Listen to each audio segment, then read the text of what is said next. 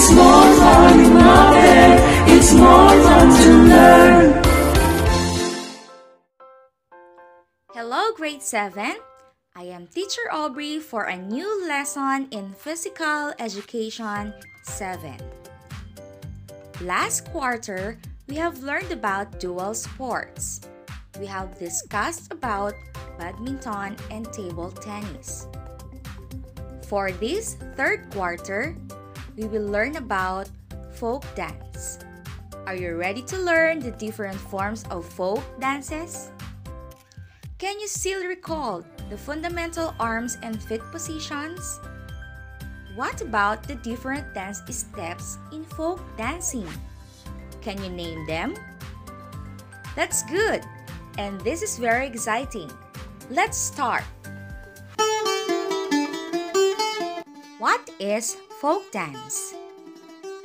Very good. Folk dance is defined as a traditional dance of a given people.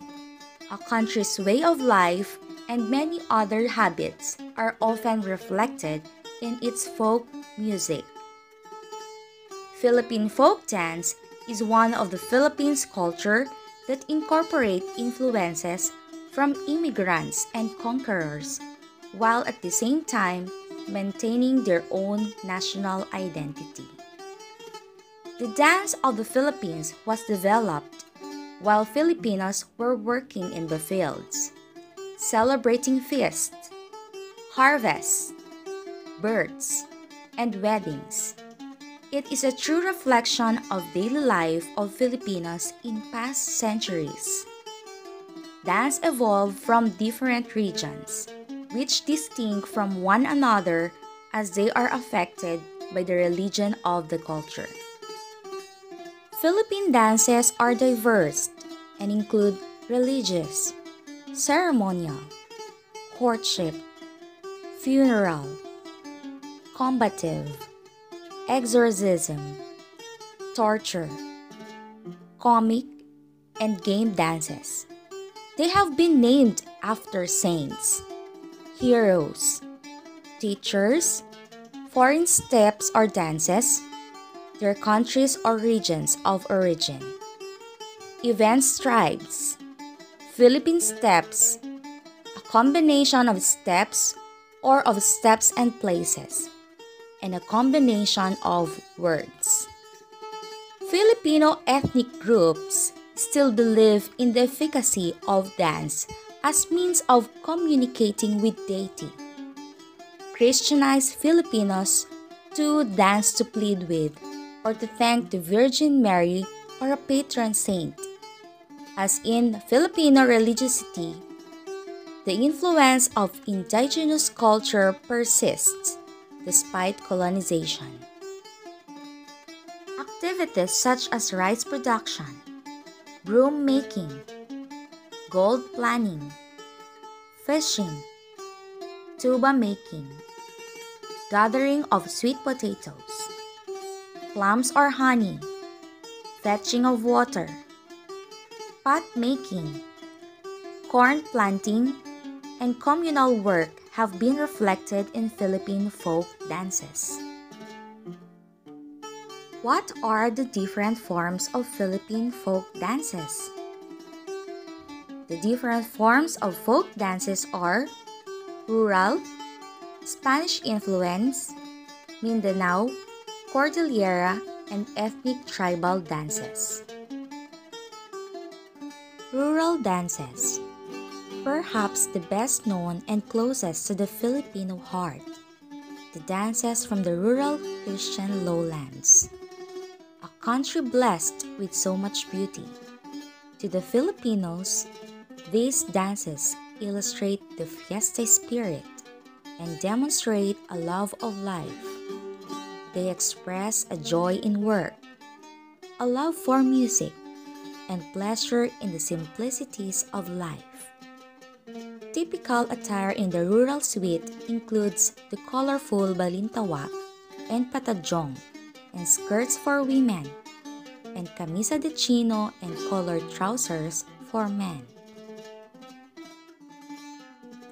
Spanish-influenced dances. The coming of the Spaniards in the 16th century brought a new influence in the Philippine life. Many of the Filipinos were converted to Roman Catholicism. European cultural ideas spread, and the Filipinos adapted and blended to meet the local conditions. These dances reached their zenith in popularity around the turn of the century, particularly among urban Filipinos. They are so named in honor of the legendary Maria Clara, who remains symbol and the virtuous nobility of the Filipina woman. Maria Clara was the chief female charter of the Sarisals no Limitangere, displaying a very strong Spanish influence.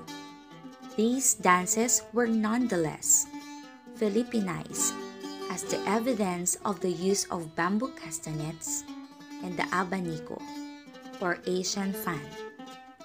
Typical attire for these dances are the formal Maria Clara dress and barong Tagalog, an embroidered long-sleeved shirt made of pineapple fiber. Mindanao dances. Mindanao and Sulu were never conquered by Spain. Islam was introduced in the Philippines in the 12th century before the discovery of the islands by Magellan in 1521. The dances in Muslim, however, predated the Muslim influence. Like Ipat, which was a dance to appease ancestral spirits. Before Islam, the Magindanaos held the view that diseases are caused by tono, or ancestral spirits. Thus, a folk healer performs the pag-ipat while being possessed by the tinunungan, or the spirit. Cordillera dances. These are the dances of mountain tribes in northern Luzon, such as those of the Kalinga and the Ifugao people. Cordillera, a name given by the Spanish conquistadors when they first saw the mountain ranges, meaning knotted rope. The Spanish term refers to the jumbled rolls and dips of the long range traversing the northern part of the Luzon Island. Today, if one is to generalize one of the 6 ethno-linguistic tribes, as Igorot is considered degrading, leaving amidst the rice races that tower over northern Luzon are a people whose way of life existed long before and Spaniard or other foreigners stepped foot of the Philippines. The Bontoc, Ifugao, Benguet, Apayao, and the Kalinga tribes reign over Luzon's mountain terrain. Ethnic or tribal dances. The cultural minorities that lives in the hills and mountains throughout the Philippine archipelago considered dances as basic part of their lives. Their culture and animistic beliefs predated Christianity and Islam. Dances are performed essentially for the gods. As in most ancient cultures, unlike the Muslim tribes in their myths, their dances are nonetheless closely intertwined with the ceremonials and rituals. Rinampo and Talbeng are examples of these dances. Now, are you ready to execute the different fundamental arms and feet position? Everybody stand and find a place where you can execute and perform the fundamental arms and feet position in folk dancing. Let us start with the fundamental feet positions. First position, heels together, toes apart with an angle of 45 degrees.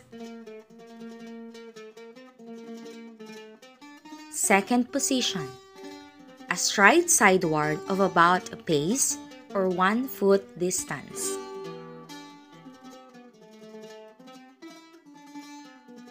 Third position, Heel of one foot close to the instep of the other foot.